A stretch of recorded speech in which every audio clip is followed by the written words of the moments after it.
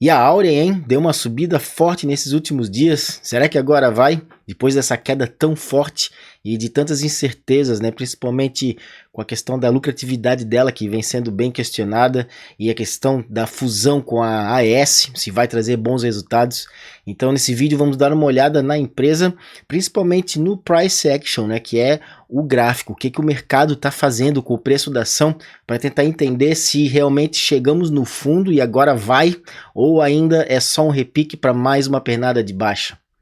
E antes de dar continuidade, eu vou trazer para vocês agora nos nossos vídeos o Desafio do Investidor, onde eu trago algumas perguntas, algumas provocações, porque eu quero conhecer você, a nossa audiência, saber como que vocês investem, qual a sua mentalidade. Então a primeira pergunta hoje é a seguinte: imagine um investimento que paga R$1.000 por mês para sempre, ou seja, você faz você compra ele, né? Você faz uma aplicação e ele vai te pagar R$1.000 todos os meses.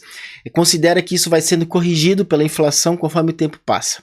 Então vem a pergunta: quanto você pagaria hoje por esse investimento? Responda nos comentários, quero saber. E para quem não conhece o canal, está chegando agora, eu sou Eduardo Teixeira, analista CNPI, investidor e fundador do Scanner da Bolsa. Enquanto o disclaimer está na tela, também convido a se inscrever aqui no nosso canal, assim o nosso conteúdo vai chegar para cada vez mais pessoas que, assim como você, tenho certeza que também quer investir com qualidade. Bom, se você está assistindo esse vídeo, provavelmente você investe na Auren e investia na AES, né? Ou ainda até antes, quando era a Tietê, a Tiet.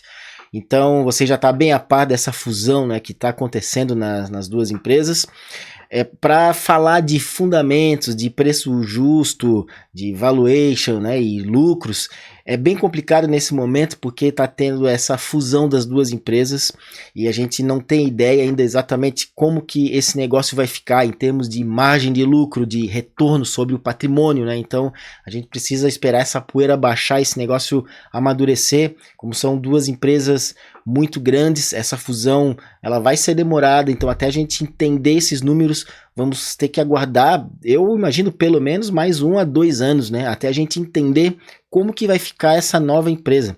E o mercado, pelo que eu vi, não tem muita paciência com isso, foi derrubando muito o preço da ação. Antes mesmo de anunciar essa fusão, a própria Auren, né, já vinha passando por um momento que ela estava com uma lucratividade bem baixa, como eu vou mostrar para vocês aqui.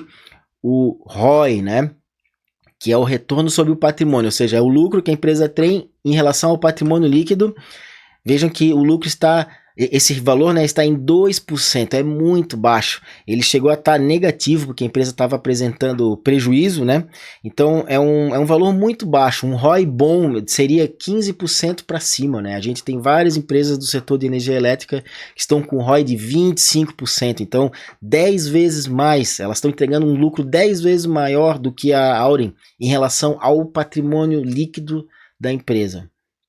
E na questão da lucratividade, né, a gente vê aqui que o lucro líquido da empresa, numa rolagem de 4 trimestres, agora é que ele ficou positivo, né, ele voltou a ficar positivo nesse terceiro trimestre de 2024, acumulando 192 milhões de reais. Veja que nos outros trimestres estava em prejuízo, né, mas a gente sempre tem que olhar também o lucro operacional, né, o EBIT, que são essas barras azuis. E isso é uma coisa positiva, né? A operação da empresa em si não deu prejuízo, né? A última vez que ela deu prejuízo foi em 2019. Então a gente vê que de 2020 para cá, a empresa vem entregando um resultado operacional bem consistente, e é isso que a gente quer ver de empresas, né? Afinal, se ela não consegue entregar um resultado operacional, tudo é colocado em xeque.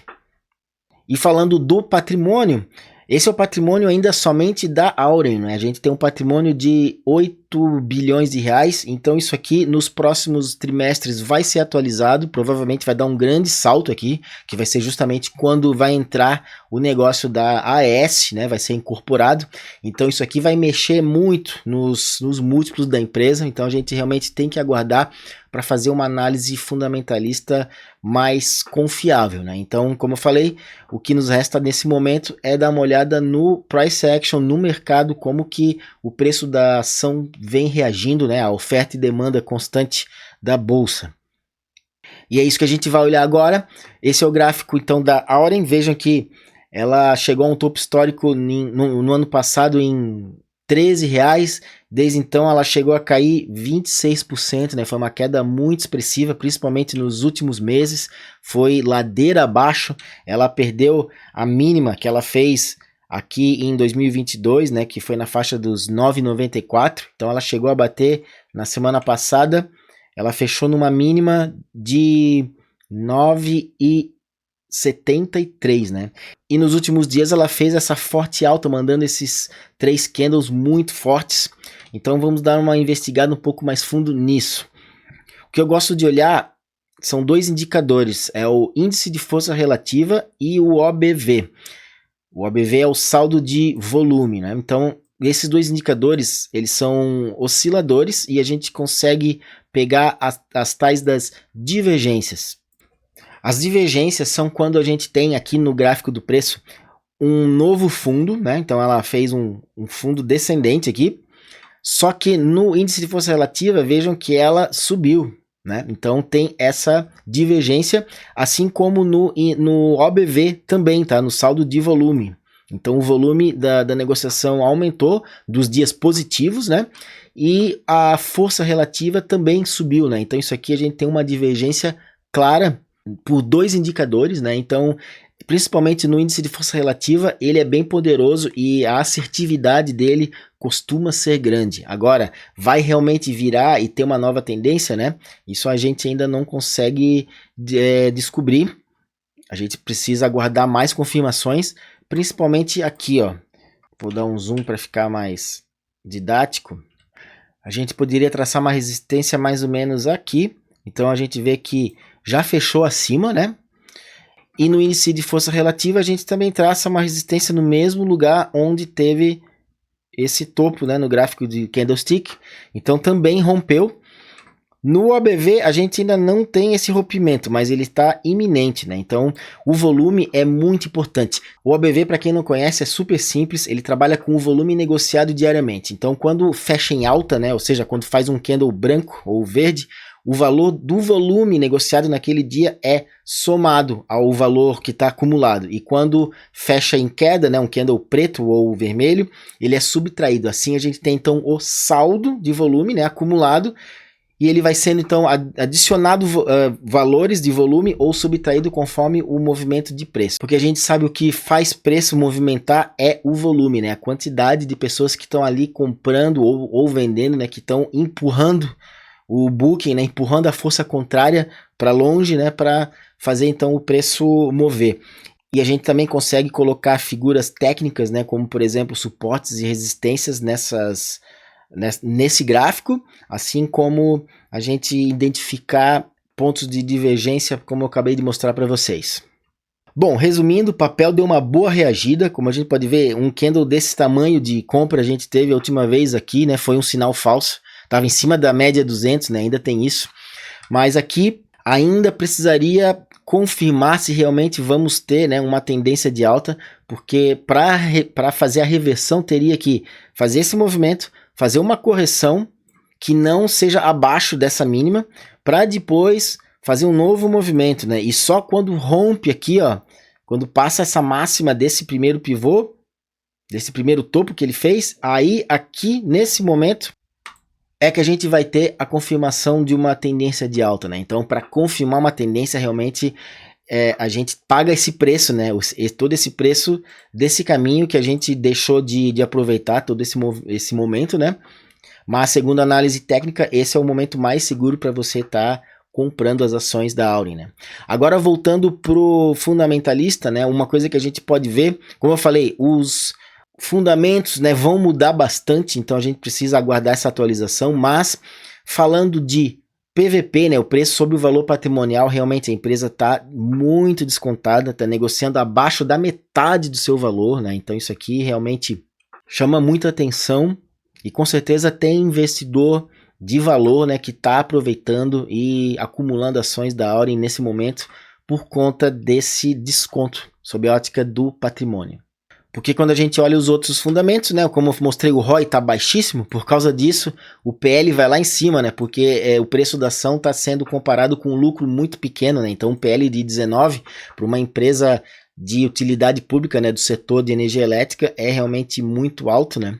Então realmente esses números estão bem bagunçados, a gente precisa esperar essa fusão acontecer para entender melhor os números.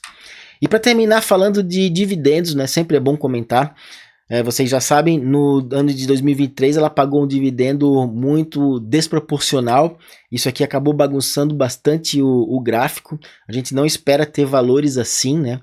Então quando a gente olha um preço teto pelo Décio Bazin, a gente vê que sob uma ótica até mesmo de 12 meses, a gente tem um yield de 18%, eu acho bem irreal. A gente vê que nesse ano, ou melhor, no ano passado, ela pagou 2 vezes R$1,50, né, que foi esse dividendo altíssimo. Veja que nesse ano, o primeiro pagamento já caiu para 40 centavos, né, ou seja, menos de 1/3 desse valor.